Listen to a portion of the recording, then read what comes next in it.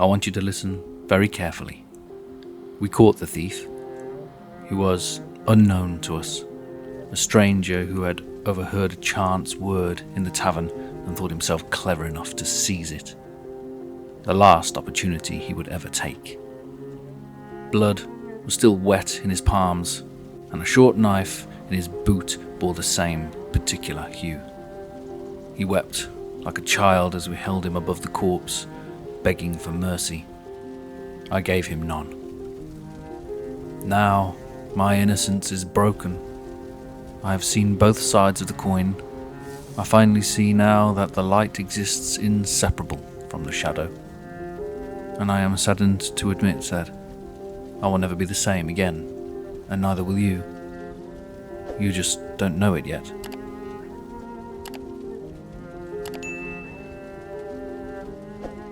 She was the daughter of a family of weavers, well known to the townsfolk. They lived in a cottage over the brow of the hill and had 7 children in all, each a weaver in training. Alice was her name, and she was often found tutoring her younger siblings in the art of carding and spinning. On one occasion, she'd raised a family of house martins whose mother had abandoned the nest. She fed them with crumbs soaked in milk and kept them close to the hearth for warmth. Neighbours recalled the sight of her, tiny birds perched along her arms like beads on a rosemary, chirping hungrily while she smiled and coaxed them to life. All 4 grew strong enough to fly, and as the story went, they wheeled above the cottage roof for many weeks before the season carried them south. Such small mercies defined her, while others might turn their face from nuisance or inconvenience. Alice leaned closer. Stray dogs, broken-winged doves, a neighbour's crying child. She tended them all with the same patience, and though her hands were calloused from the loom, her touch was always gentle. It was little wonder then that the townsfolk loved her. They would say to one another, "There's no pride in that girl, only kindness," and so her life seemed destined to flow on in quiet service. A drought had come one year, and some of the townsfolk had gathered at the church to pray for rain. Alice, however, had gone with the young shepherd to search for a missing part of his flock. Their task was simple, yet her true motive lay elsewhere. For she had long admired the shepherd, with his quiet ways and strong, arching shoulders. As the day stretched on, the skies broke suddenly, as if the weight of the village's prayers had tipped the heavens. Rain poured down in torrents, forcing the pair to abandon their search and take shelter in a crumbling ruin listing into the valley beyond. They huddled close, the storm raging around them, and in the half-light Alice felt her heart quicken.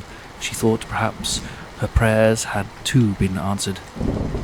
But fate, it seems, does not bend to human dreams. The ruin, wrecked by the deluge, gave one last act of defiance against time. A sodden wall collapsed in the night, burying them in stone and hearth. When Alice came to, the shepherd's life had already fled, while hers, against her wish, clung stubbornly. Alice was pulled from the ruin, bruised, broken, and barely breathing. Her family carried her home, where for weeks she lay between life and death. The village came often to the cottage on the hill, bringing herbs, prayers, and quiet tears, but none could mend what had been lost, whether from the crushing of her body or the great wound left by grief. Alice seemed unable to rise. Her spirit, once so bright, flickered dimly now, as if she lingered on the edge of some unseen threshold. Every day, her mother smoothed her hair, her father whispered encouragement, and her siblings sang to her in turn. Yet the girl's eyes stayed half-lidded, as though already seeing beyond the veil.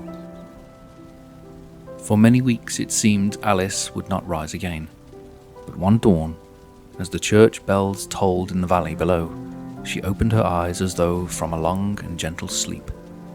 Strength filled her limbs where weakness had lingered, and her breath came light and sure. Her family wept with astonishment, the word spread from cottage to cottage. Alice lived. She herself told of a vision in the night, of an angel, bright as the sun, who laid a hand upon her brow and whispered, "You are meant to live." From that moment her path was clear. No longer did she drift half in shadow, but walked as one reborn. Well, the villagers saw in her healing the very hand of God, and the priest, hearing of the vision, declared that she must attend the seminary, where she would learn to grow in God's house. When the day of her departure came, a feast was held at the tavern, where benches overflowed with neighbours, friends, and travellers unknown. The air was thick with roasted meat, fresh bread, and laughter.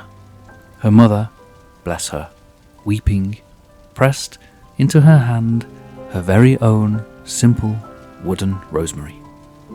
Even strangers offered her blessings, moved by the tale of the young girl who had been saved by heaven and touched by an angel.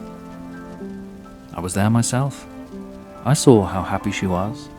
I saw how proud the townsfolk were. I remember how light the mood was. There was merriment all night long, and when the time finally came, Alice left with a heart brimming. Why she decided to leave at that moment, and alone, I do not know. But she left us behind, a village in song, her family beaming with pride, and before her stretched a lifetime of promise. We thought that she'd been spared grief and given love, but that was not it at all. Well, my friend, that's all I've got time for. The roads are long and winding, but they have a way of crossing again. So when next you find yourself wandering this way, you'll know where to find me. Safe travels.